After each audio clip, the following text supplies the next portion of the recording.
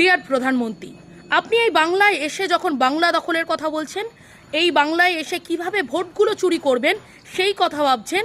অপরদিকে আপনারই দেশের একটি মণিপুর বলে রাজ্য আছে, আপনি হয়তো ভুলে গেছেন, সেই রাজ্যটি আবার জ্বলছে। দেখুন সেই ভিডিও।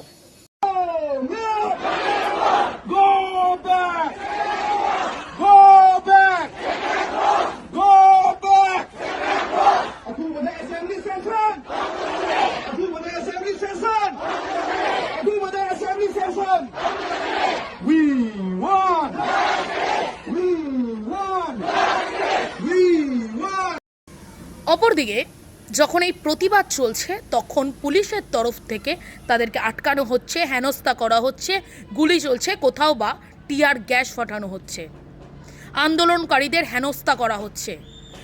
এই প্রধানমন্ত্রী বাংলায় এসে 6টি গ্যারান্টি দিয়েছে, তার মধ্যে একটি হলো দায়বদ্ধ সরকার, আরেকটি হলো ভয়মুক্ত পরিবেশ। মণিপুরের ক্ষেত্রে এমনটা হলো না কেন?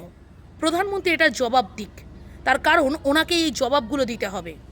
যখন ভয়মুক্ত পরিবেশের কথা বলছে এই বাংলায়, যখন বলছে যে আমরা একটা সুস্থ পরিবেশ চাই এই বাংলায়, কিন্তু মণিপুরে কেন সুস্থ পরিবেশ তৈরি হচ্ছে না 2023 থেকে আজ 2026 পর্যন্ত?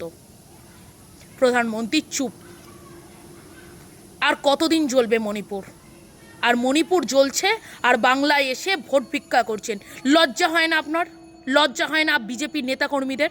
যখন মণিপুর জ্বলছে, মণিপুর নিয়ে চিন্তা করুন, বাংলাকে জ্বালাতে আসবেন না। বাংলা অনেক ভালো আছে। জয় বাংলা।